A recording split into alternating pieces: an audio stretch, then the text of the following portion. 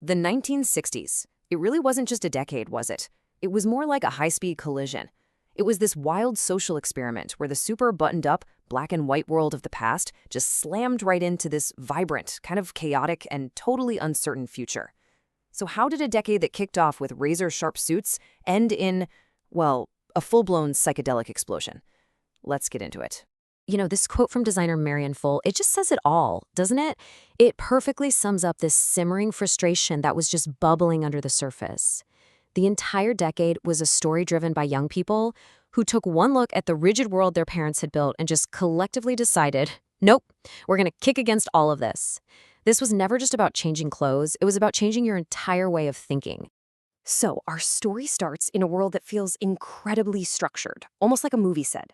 This is the era of the Camelot Dream, a time of cool elegance and really crisp aspirations.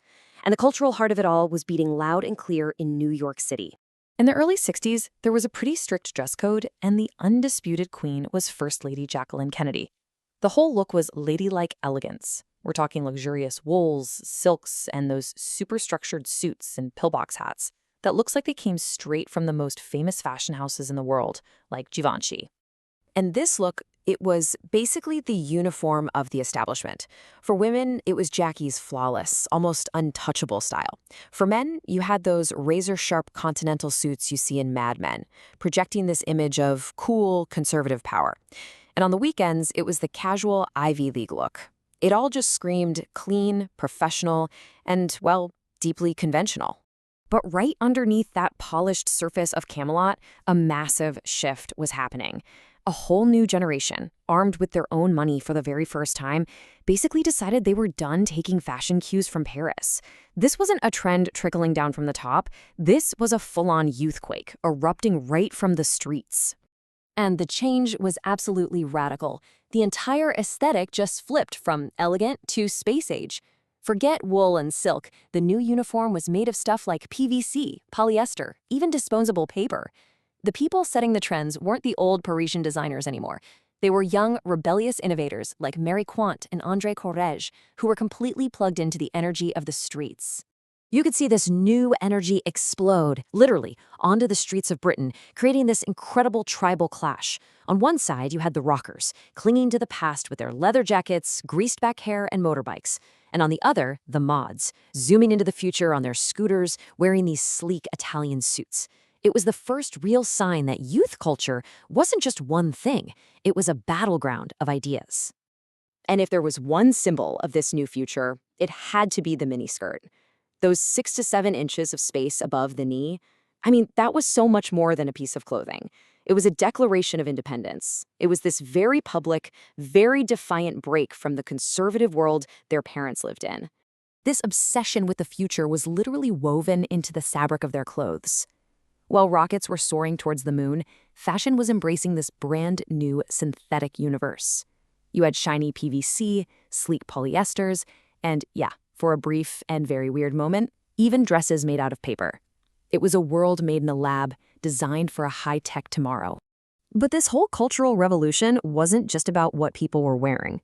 It was also about what they were listening to, blasting out of their transistor radios.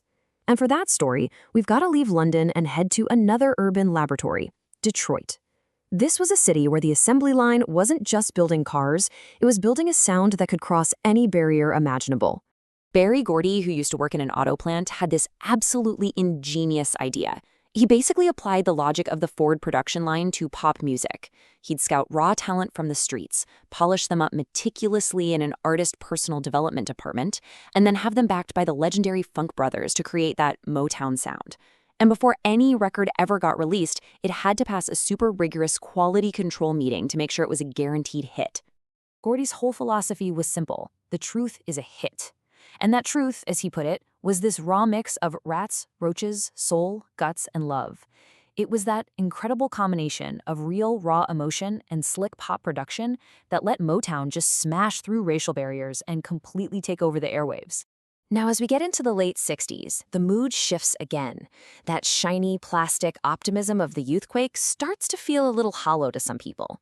A whole new movement starts to emerge, one that rejects not only the old conformity of the 50s, but also the new consumerism of the mid-60s. And so the aesthetic completely flips on its head one more time. The sleek, futuristic look, it's out. It's replaced by this bohemian, earthy, almost handmade vibe. Natural, low-tech materials like denim, suede, and tie-dye totally take over. The miniskirt gives way to flowing bell-bottoms and taftans. And the new style icons, they weren't fashion designers at all. They were rock gods like Janis Joplin and Jimi Hendrix. And the heart of this new way of thinking was San Francisco's Haight-Ashbury district. This wasn't just a place to buy things, it was a living experiment. It was this magnetic hub for young people who were determined to invent a totally new way of life, completely disconnected from the suburban values they'd left behind.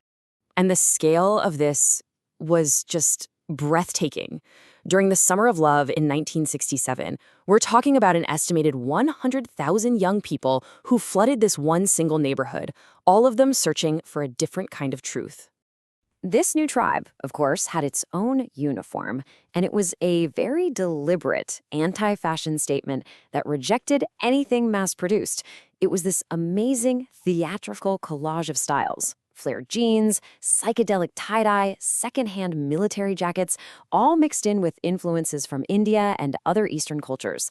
It was personal, often handmade, and defiantly unisex.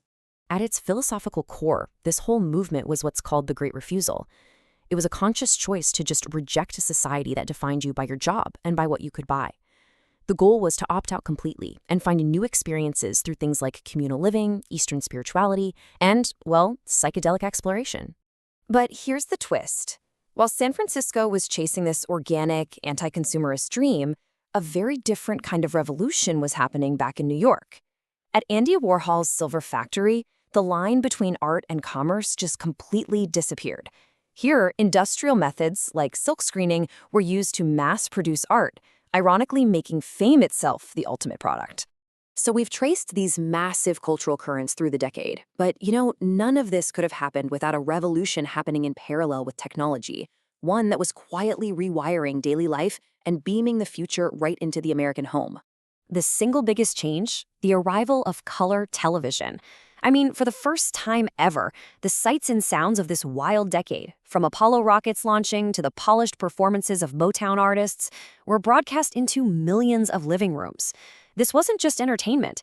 It was a cultural catalyst. It was shrinking the distance between worlds in vivid, living color. And the pace of innovation was just dizzying. Get this, in 1964, the first all-transistor calculator weighed 25 kilograms, that's 55 pounds, and cost as much as a car. Just 5 years later, thanks to new integrated circuits, a way more powerful one weighed only 1.4 kilos. The age of personal computing power was suddenly right around the corner. But there was this fascinating paradox happening. While industry was promising this sterile, push-button future with robot vacuums and high-tech steel kitchens, the reality was a home painted in the earthy, counterculture tones of avocado green and harvest gold. The future had arrived, but, well, it was wearing macrame. Which really leaves us with a final thought. The calendar page turned on 1969, but the forces that the decade unleashed, the dominance of youth culture, the fusion of technology and daily life, that constant battle between mass production and just being yourself, they never really went away. So the 1960s may have ended, but you have to wonder, are we still living in the laboratory it created,